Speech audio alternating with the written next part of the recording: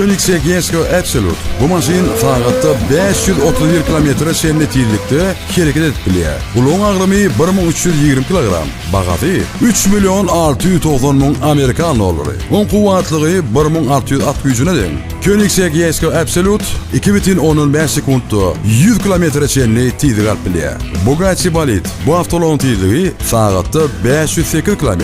Agramy 1450 kg. Bagady bolsa 4.700.000 Amerikan dollary deňdir. Ol 2011 sekundda bolsa saatda 500 km senne tezlik alyp bilýär. Hennessy benim F5. Bu maşynyň tezligi saatda 500 km senne ýetýär. On agramy 1385 kg.